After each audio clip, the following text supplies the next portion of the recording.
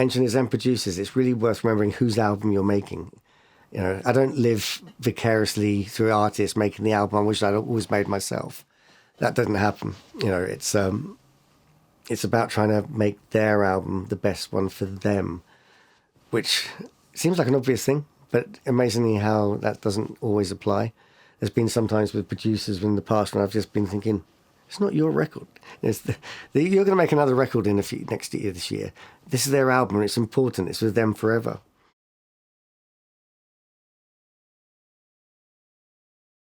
See, when bands, I meet them when we've agreed to do a project and they're getting signed and they've got their own stuff they've had since they were 16 and they sound great as a band. And then you get to the studio and they all turn up with brand new amps. It's like, where's that? They said, oh, it's a shitty amp. I said, yeah, but you know that amp. You can get, the things I've heard of yours have been made on those amps. So the perfect example of that for me is Brian Eno with a DX7 and an H3000. In all the time I was with him, that's all he had.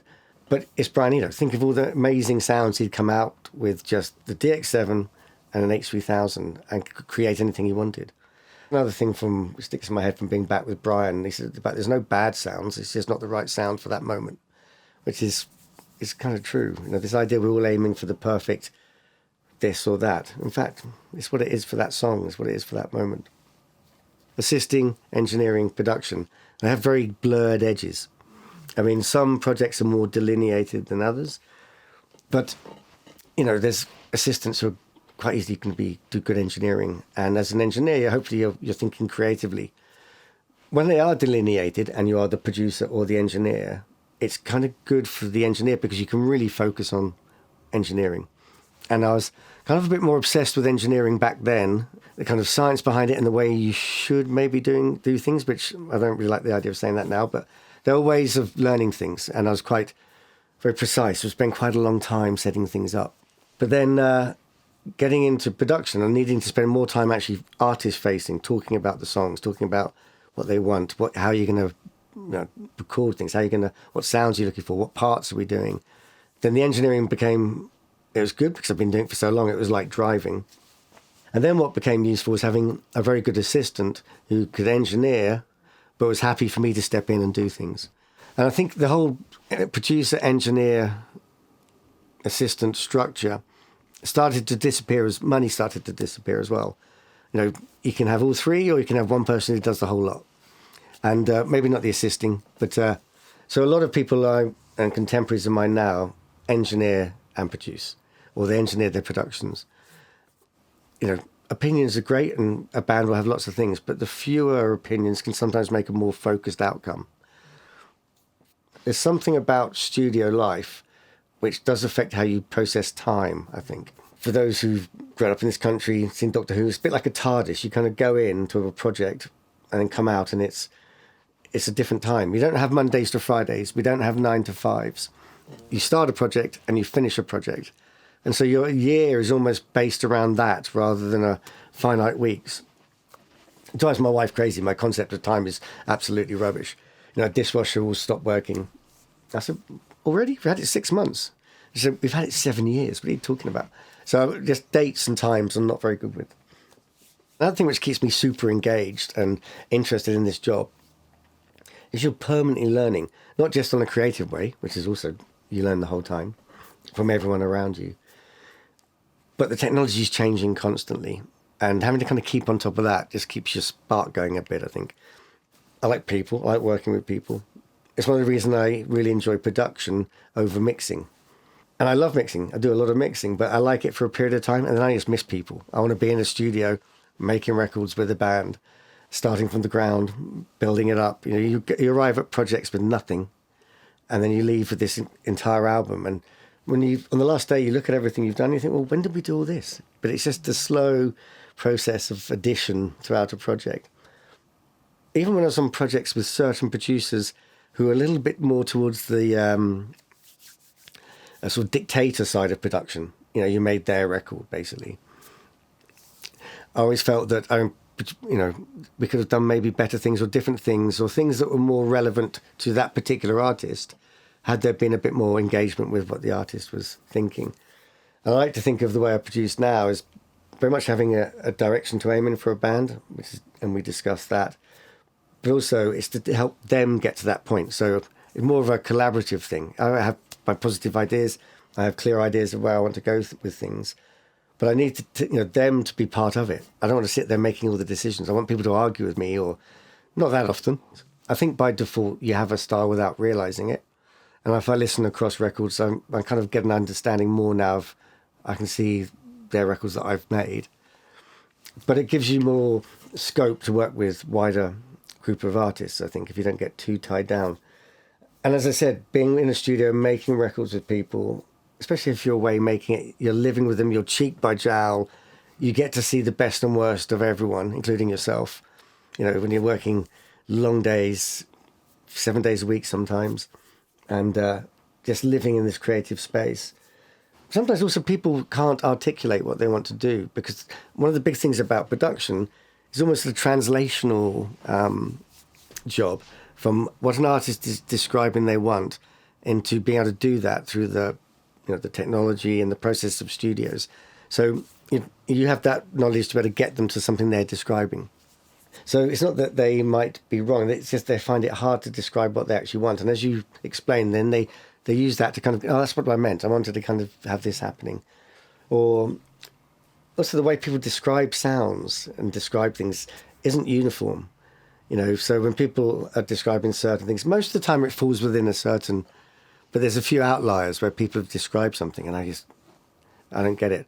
And I think, well, what's similar to that? They describe something, I think, that's not how I describe that sound at all. For instance, it's like a dark, and they're talking about what I describe as a bright thing, but there's something about a different aspect of the tonality which is dark. So these are kind of the things that keep days interesting, is just trying to, we're all talking about the same thing. We want to get to the same place, but we all come with different ways of getting there. When you're making albums, you might not see an artist for 10 years afterwards, or 15 years afterwards. But when you meet an artist you've made records with, you go straight back in as if you haven't seen each other since the night beforehand. And, you're off talking and it catches up and you're like old friends again. But it can have a very long gap in between. I think because the actual process of making music, it's intense in very good ways as well. But it really draws you together.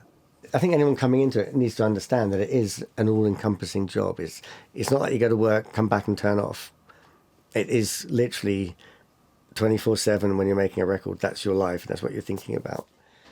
So that's why you end up making good friends doing it. That's why it's such an enjoyable process, but it's also hard for those outside in your family life, etc.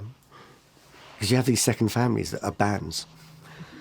And bands are like families. Bands, they make the same makeup. There's the dad figure, there's the kind of the cheeky brother, there's always, they're quite predictable, the formation of bands in lots of ways.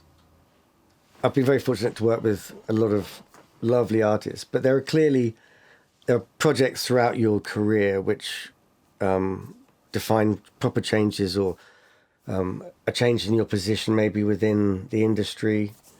I think one of the ones which was like, okay, this is a turning point because it's been such an education in keeping a session going in quite troubled atmosphere sometimes, was working in New York with Patti Smith. Patti Smith's amazing. She's this matriarchal figure who's has a great presence across the entire project. She's just, she comes into a room and she's Patti Smith. At the time, it was like, we're in New York. No one's going anywhere else. We need to make this work. And so we kind of structured the session where I do maybe more of the stuff with that person and the producer could do more of the stuff with other people. And it settled over time. But it was definitely a session which was a learning curve in keeping it going, where for most people it feels like it's just running smoothly. But in fact, there was a lot of chat and conversation to just structure how do we make this work on a personal level. It was the album Gung Ho, and it had a song off it called Glitter in Their Eyes, which was, actually Patti was nominated for a Grammy for Best Pop Vocal, I think, or Best Vocal Performance for that song. A lot of the reason you get albums with an artist, it's really quite varied. You think, when you're meeting them, why do you want me to do this? You think you might know why they want you to do it. It's often something really quite obscure. Like you did this album back, and it's like, well, that album's the reason I got here. That's not what I thought would be the reason, the album I thought you were basing this conversation on. I was doing a few female artists there as a result of that. But then with the bands, on the second Coldplay album, and they've been trying a few mixes, and the people who were going in to do the mixing were amazing mixers. But I also knew that Ken had a particular outlook about how he works. And so despite the fact they were clearly, as an A&R person, these are the key mixers to use, I kind of knew that what would be grating against Ken. And then I got asked subsequently to come and join them to help out with the mixing. Again, because of knowing how Ken works and keeping it natural, I wasn't going to go and start adding samples to stuff. It was just a case of balancing nicely, processing fairly gently. And so that led to finishing off that album mixing-wise which was Rush of Blood to the Head with Coldplay. And again, that then led to more mixed stuff. The plan was, later on, I was going to come back and mix the next album. That was a conversation after working on the second one. And I've been doing lots of projects in between. I was super busy, but I knew they were recording that album. So I was looking forward to that mix process. And then as it came towards the time, singer Chris, had phoned up and said, look, I've been thinking about a few things and I don't think you're going to mix the album. So of course I was like, you're trying to sound, not too let down on the phone. Oh, that's okay, I understand, At the same time, you're thinking, I really wanted to mix this album. We said, but would you be more interested in producing some songs? I was like, yeah, absolutely. So it kind of went from down to up because obviously they're great players. They are beautiful people to be with in the studio. And so the idea of going in and do production was fantastic. So that became the plan. They kind of got to a point with the record, and I think they felt it was a bit too similar to the second record. They wanted to just try a few changes. But it was a big artist going for a third album, which are always difficult because you get this conflict between an artist who wants to be something different, they want to change after two albums, and a fan base who wants to hear more of the same. So, you're always going to make someone unhappy. I think a very good decision and a confident decision towards the end of that, it was like, it's not ready yet, we're not finished. And then you realise the financial machinations and the pressures on the label because I was not delivering it in time. I was in the bath reading the newspaper and it said EMI share prices drop due to late delivery of Coldplay album. And it was like, oh my God, I've got enough to think about production-wise without worrying about the share price of EMI. It was a stressful period, really enjoyable. Also, I think I'm quite good at not realising that stress isn't enjoyable. I think there's different types of it. My wife would go, you're so stressed. And it's like, really? I always associate stress with being, sick and anxious. But just having too much work and trying to formulate how we get it all done, I quite enjoy that side of stress. I think most of my favourite records have always been the ones where everyone's working really hard, where you've really pushed every opportunity to try things. But then everyone parties, has a good time as well. But it's a hard balance to get right. Now, assistants and engineers, they don't expect to do those days anymore. It's not part of the culture. But it's sensible. There's much more concern for their own health and mental health. Back at Psalm, there were people burning out all over the place, people collapsing through tiredness. And looking back at it, it was, unhealthy in lots of ways. But it was the industry. And also, we all loved it. That's the other thing. It wasn't like we hated it. It was, it's an absolute soup of anecdotes. It's the fun and the partying and that comes with that creativity and those moments in studios, those hard-working days or those drunken evenings in studios, which we love so much and make it such a great career. And I think if you can pull all those together, where fundamentally you're doing the work, but the partying at the same time, it makes for good albums and for fun sessions. When I started, labels were run by these maverick bosses who, I love this band, we're going to make a record, chucking as money at it, and it's just, whereas now it's much more, are they safe? What's their algorithms? Does this work? So you're inevitably going to come out with different kinds of albums. If you look at the variety of records coming out in the late 70s, 80s, whereas now it's much, in the bigger world of Spotify, sure, there's every artist under the sun, but in the commercial radio stations and pop, it's pretty narrow bandwidth of what we listen to. The other fundamental difference is there was tons of cash back then. We were sitting in studios for 3 months, Studios were £1,500 a day. People would have £2,000 a day worth of hire gear. Now, that's like an album budget nowadays in certain places. You know, the money you'd get as a fee for a producer back in early 2000s would be a good album budget now. That's before you even get into the album budget. The average album budget was probably about 150 from albums I was making during that era. That seems like a distant memory. So you have to be more nimble now, because it's not like, okay, we don't have as much money, so we're going to make half as good an album.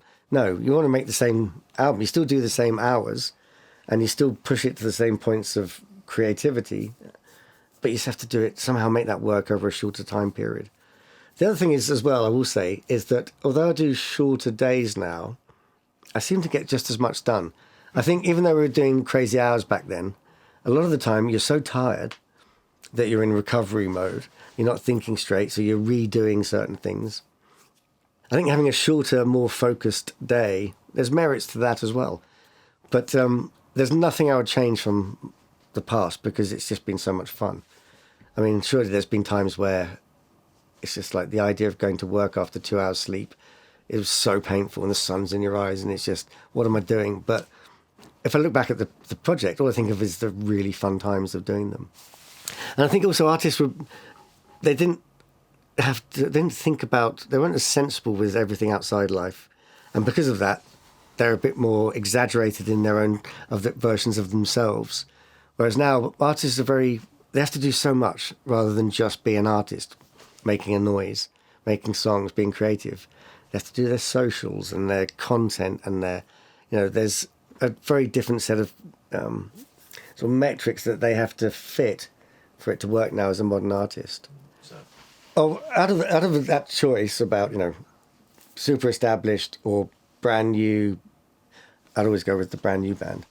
There's obviously there's other aspects to our life. We have to live our lives and finance our lives. So, when there's a project with a really great budget and you like the people, but if it's a choice just over what I get from a project, with a really established artist, you're kind of aiming for all the same things, but they already have a presence and you have a direction and they have a style that you're kind of working within to a certain degree.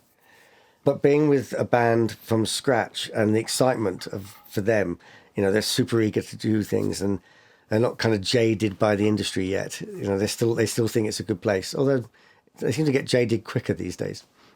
Being with a band from the start, working really hard, creating something which they're super proud of, and then it getting some traction in the real world is incredibly rewarding. It's very satisfying. I mean, one of the satisfying things about making records is that it's a completionist thing. We're not part of a conveyor belt where we do this part of it and you don't see the beginning or the final product. To take something from nothing up to a finished product is incredibly satisfying. And as a career path, I think the reason we all enjoy it so much is that you have that process, actually, this completionist thing. Also, with a new band, it is, it's like being with an excited puppy sometimes. They're really, everything's new. Oh, let's do this, let's do that. What did you do there? Can we do that on everything? Well, no, because it works well in one place. And you can get to the point where it becomes a bit of a job with certain artists. They're going through the motions without realizing it. I've had that with a band when they were very comfortable and it was like, we need to get back to being a band again. So let's go back into rehearsals. Think of it, everyone's there every day, not just when, successful bands can get to a point where their lives are so busy outside. It doesn't function like a band in the same way. People come in for their overdubs and no, everyone there, all being excited about each other's. Let's inject that thing you used to have as a young band. Think of that excitement when you were first in the studios. If you look at the top bands, they've all been hungry to be different and explore. They've never just sat on a kind of, although sometimes if you have success in a particular place, or even your label might want you to sit in a similar area. But no, between those two, it's really satisfying. Not just the project, because it's always a bit more chaotic because people are learning how they do things. But also, if they do then go on to have success, it's a lovely thing. I've been in that position with artists where you've been trying to bump start their shit Fiat 127, which is in the car park, and then a couple of years later you pass them in traffic in some ridiculous car they've bought with their success, And so it's nice seeing that journey for people. But also just different artists. I like working with different types of bands for different reasons because they do function differently in studios. A band of all men will behave differently to a band of all women, which will behave differently to a mixed band, which will behave differently to people who are playing instruments from a more classical background to something more anarchic. It's that huge variety of who you're with. And I think as a producer, you have to be fairly chameleon-like, because you can't just be the same blunt object with everyone you work with. When I had that privilege of working with David Bowie all those years back, was noticing how he's different slightly with everyone he was talking with. He very much assimilates with the people and it creates a really strong relationship very quickly. You don't have to work towards it.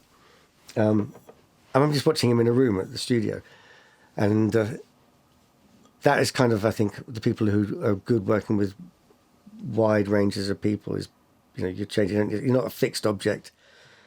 I mean, plenty of people are like that, and they're very successful, and they're that kind of person. But it's never really been an ego thing making records. I've always wanted to be part of the team that makes the record. But obviously your name's on it, and you are the person who has to drive everything along. And, everyone wants to have their name on a successful product. AI is going to be a game changer, across the board, not just for ourselves, and it already is. One of the things, actually, if I think back as to why I've kind of dealt with changes, is I'm very, very pragmatic. In life, if I can't do something about something, I don't worry about it. Until it happens, the only thing that's different is my mindset. Nothing's changed outside. So I think that pragmatism is about what I'm saying with these different changes.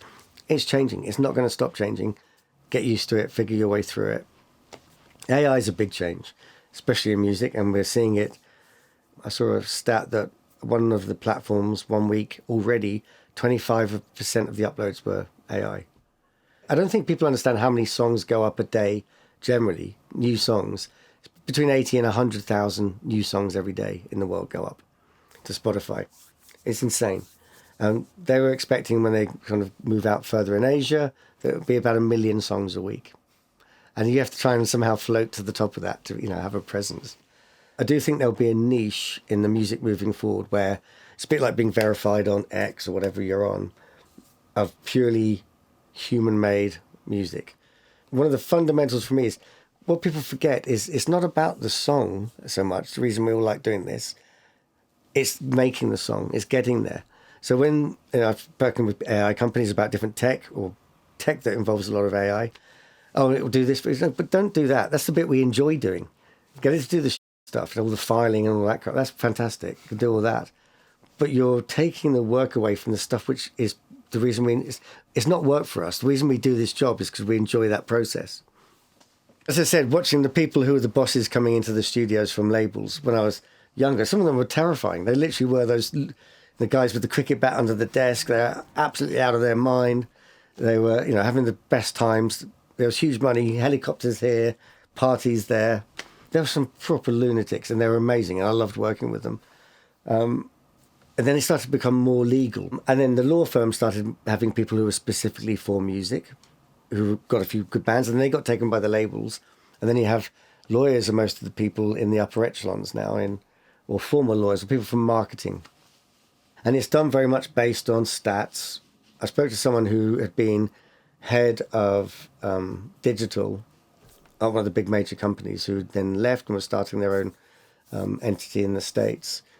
And her reason for leaving was it had become decision-making purely on algorithms and metrics. So the whole idea of, do we believe in this band? Is this a band we all love? Can we go? No, it'll be released when it fits that metric of whatever the algorithm that month is on Spotify, and being signed on those things. So where is the skill set of an A&R or a record company person to think, I love this band, I believe in this band, let's take a punt and do it? Whereas now, there really isn't that risk. It has to show the data.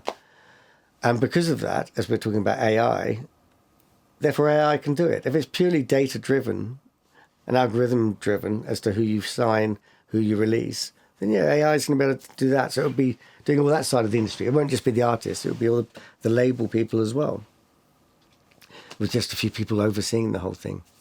I think that's been a problem of the industry as well. But it was why we've made different music. Almost certainly, if you look at albums from past eras and hear about the story behind the making of, that doesn't happen nowadays for a lot of reasons.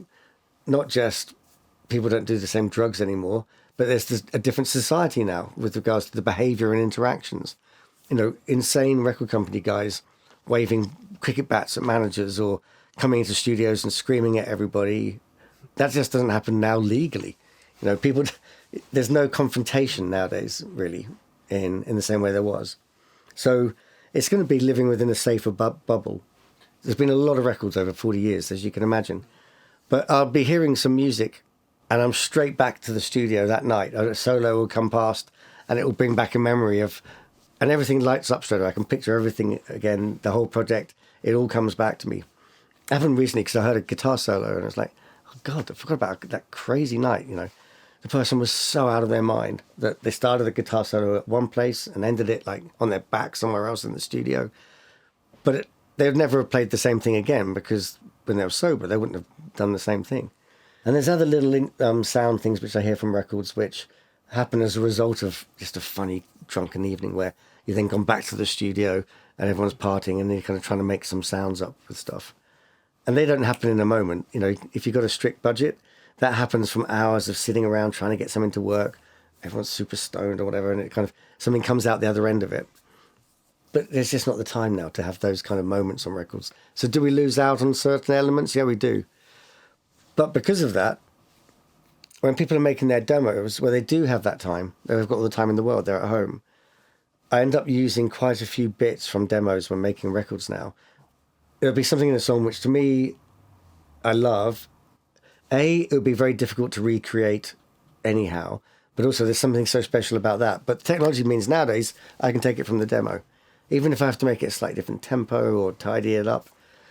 But also that's a different mindset as well, because, for instance, when I was working as an engineer with some producers, they had to record everything again. Nothing would come off the demo. It was more of like, otherwise it wasn't really them. But for me, again, it's all about the output. And so if there's amazing things on the demo, also the artist sometimes thinks, oh, it's the demo. So they don't, no, it's amazing what you've done there. It's incredible. We could spend hours trying to get that. We're not going to get there. So let's just grab that and we can then work with it and do other things. But it becomes a kind of collection of different components from different places. And you get beautiful moments. There's one moment on a song with an artist. It's the verse, and like in the right key, there's a bird. Suddenly a little tweak goes on because they've been recording the acoustic outside when they're in India. And so we kept that because it was just, that was a special moment. You know, it's just stamped into the record. It wouldn't have happened again. And there's plenty of those from records over the years. Noises where it's like, actually, yes, it works. You know, it's an accident, but it works. Had Bono on the end of a record for a different artist just because we're in the same building and both doors were open at the same moment whilst we were recording. So as we were finishing the fade of a guitar chord, you could hear Bono holding a long note in a different studio. And it just came out. And it was like, oh, dude, no, it's just become a special little moment. People might go, what's that noise at the end? But you know what it is. And there's other things in records as well which are there and you forget about them. But you kind of smile when you know they're in there. You know, they kind of, it might have been a mistake, but we can never do it again. There's something about maybe the way I interact with people, which has been a constant, which has obviously worked for me in some way. I'm interested in people. I like people. I know it sounds like basic things, but it does help you get on with things. I'm interested in what they're doing. I think having that mindset helps you probably long term with working with bands. There's certain ways I work which I think have probably carried through, others that have evolved, others where technology now does it for you. But I think as long as I'm still really interested in hanging out with people and making music and enjoying their creativity and being able to enable them to take that creativity to a place they want it to go, and it will keep on going. And it sounds like that should just be the way it is, but another contemporary producer that does amazing things was said to me not long ago, you're not still in control rooms of with bands, are you? And I was like, I love it still. If I don't love it, I'll stop. And, you know, you don't need to do it, so stop it. Don't complain about it, just stop it. But whilst I still feel that enjoyment and get, you know, as excited, it's funny because I've spent my life working with people normally in their 20s. Obviously, there's bands that are older. You're not seeing yourself in the room. You're just seeing everybody else. And you're in the excitement and you're making projects and it's all going great. It's only when you're out walking around and you suddenly see your reflection in a shop window as you walk past, and it's like these kids have taken their granddad out for dinner. It's like all of a sudden you think, oh, I'm so much older than all these kids. But when you're at the time, we've all got the same creative excitement going on. That's not an age thing, really. You're there. As I said, luckily you're looking out, so you don't see it yourself. I might get up slower from a sofa or something. I don't know. But hopefully, that, you know, people will still be inviting me into their projects.